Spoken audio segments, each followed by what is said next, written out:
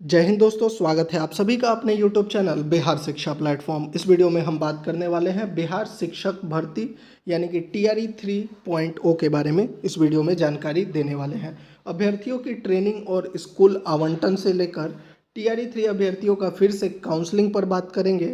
TRE 3 के अभ्यर्थी क्यों फिर से आंदोलन कर रहे हैं और जितने भी अभ्यर्थी जो TRE 3 में जिनका सिलेक्शन नहीं हो पाया है, जो TRE 4 की तैयारी कर रहे हैं और डोमिसाइल की मांग को लेकर जो बातें चल रही हैं, यानी कंप्लीट डिटेल TRE 3 TRE 4 का आपको इस वीडियो में मिलने वाला है। तो वीडियो को पूरा देखिएगा। साथ ही अगर आपका कोई भी प्रश्न है तो आप कमेंट बॉक्स में भी पूछ सकते हैं। सबसे पहले जो है आपके द्वारा जो कुछ कमेंट किया गया है उसका जवाब दे देते हैं। आपके द्वारा जो प्रश्न पूछे गए हैं, एक और जानकारी दे दूं, अगर आप TRE 3 और TRE 4 के अभ्यर्थी हैं या TRE 3 का ज्वाइनिंग का इंतजार कर रहे हैं तो आप लोग जो है ये व्हाट्सअप का जो TRE 3 का ग्रुप है इसमें ज़रूर जुड़ जाइएगा। इस पर आप जो है ज्वाइन करके आप अपने प्रश्नों को पूछ सकते हैं। इस व्हाट्सअप ग्रुप का लिंक जो है आपको कमेंट बॉक्स में मिल जाएगा। चलिए अब कुछ प्रश्नों का जवाब देते हैं जो आपके द्वारा पूछा गया। उसके बाद जो है ट्रेनिंग और स्कूल आवंटन पर भी बात करेंगे।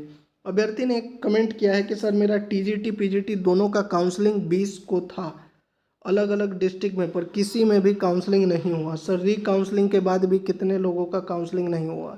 तो देखिए आपका काउंसलिंग नहीं हुआ, आपने रीज़न नहीं बताया। हालांकि मैंने कमेंट करके पूछा था कि क्यों आपका काउंसलिंग नहीं हुआ है। आप चाहें तो व्हाट्सअप ग्रुप में जुड़ के बता दीजिएगा। लेकिन जिनका अभी काउंसलिंग नहीं हुआ है तो देखिए एक बार फिर से काउंसलिंग का मौका मिल सकता है, क्योंकि अभी जो री काउंसलिंग हुआ है इसमें भी बहुत से अभ्यर्थी हमें ऐसे मिले। एग्जैक्ट डाटा अभी नहीं आया है। डाटा जो है विभाग के द्वारा दिया जाएगा कि कितने अभ्यर्थी अभी भी रिकाउंसलिंग में सफल नहीं हुए हैं। तो एग्जैक्ट डाटा तो हमारे पास नहीं है, लेकिन बहुत से अभ्यर्थियों का मैसेज आया है कि उनका जो है रिकाउंसलिंग में भी डाउटफुल कर दिया गया या फिर वो काउंसलिंग के लिए नहीं पहुंचे हैं। तो फिर से काउंसलिंग का मौका मिल सकता है, क्योंकि अभी देख लीजिए आप TRE 1-2 छोड़िए, आप BPSC हेड टीचर और हेड मास्टर का जो वर्तमान में प्रक्रिया चल रही है, तीसरी बार जो है रिकाउंसलिंग उनका हुआ है। तो एक आखिरी अंतिम मौका जो है TRE 3 अभ्यर्थियों को काउंसलिंग का फिर से मिलेगा। आप निश्चिंत रहें, जितने भी डाउटफुल या जिनका किसी कारणवश काउंसलिंग नहीं हुआ है। तो हालांकि कारण जो भी है आप लोग जरूर बताइएगा कि क्यों काउंसलिंग। आप लोग जब प्रश्न पूछ रहे हैं कि काउंसलिंग नहीं हुआ तो आप लोग ये भी बताइए कि क्यों, मतलब कि काउंसलिंग नहीं हो पाया, ताकि अगर उसका कोई समाधान हो तो हम आपको बता सकें। हमारा अभी भी डाउटफुल कर दिया गया, बिल्कुल इनका भी यही प्रश्न था जो मैंने अभी आपको जवाब दे दिया। आज जो काउंसलिंग नहीं करवा पाया उसको फिर से मौका मिलेगा, बिल्कुल मौका मिलेगा आप लोगों का जो है दोबारा से काउंसलिंग होगा, निश्चिंत रहिए। क्या आज काउंसलिंग में किसी को डाउटफुल में डाला गया है? बिल्कुल, बहुत से अभ्यर्थियों को जो है 19 और 20 को जो काउंसलिंग हुई है उसमें डाउटफुल में डाला गया है। ये हो गया आपके प्रश्नों का जवाब। ज़्यादातर प्रश्न जो है काउंसलिंग से थे। TRE 3 को लेकर कल ये अपडेट आया था। इसमें दो चीज़ें जो है कही गई हैं। TRE 3 का स्कूल आवंटन अप्रैल के पहले सप्ताह में। अब देखिए यहाँ पर जो है अभ्यर्थियों का प्रश्न होगा कि लगातार खबर आ रही थी कि मार्च के अंतिम सप्ताह में, हमने भी कहा था कि मार्च के अंतिम सप्ताह में जो है अभ्यर्थियों का जो स्कूल टैगिंग का लिस्ट आ जाएगा, लेकिन इसमें देरी हो रही है। देरी का कारण ये है, एक तो जो है ज़्यादातर अधिकारी जो है वो अभी बिहार दिवस की तैयारी में लगे हुए थे, और दूसरा जो है हेड टीचर और हेड मास्टर को लेकर भी जो है विभाग की तैयारी चल रही है। क्योंकि हेड टीचर और हेड मास्टर का एग्ज़ाम जो है वो TRE 3 से पहले हुआ था, लेकिन अभी तक इनका जो है नियुक्ति पत्र भी नहीं दिया गया है। तो हेड टीचर हेड मास्टर को लेकर भी जो है विभाग काम कर रहा है।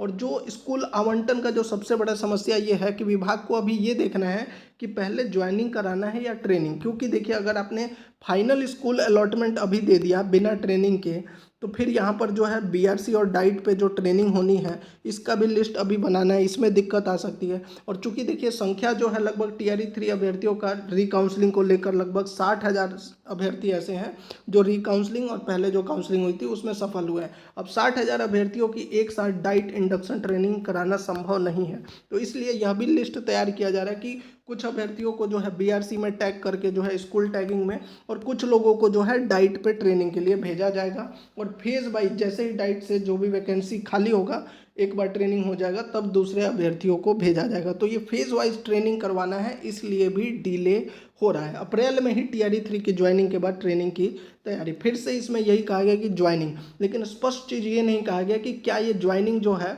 ये फाइनल होगा। क्योंकि देखिए ज्वाइनिंग तो तब हो पाएगा जब आपको पदस्थापन पत्र और योगदान प्रपत्र मिलेगा।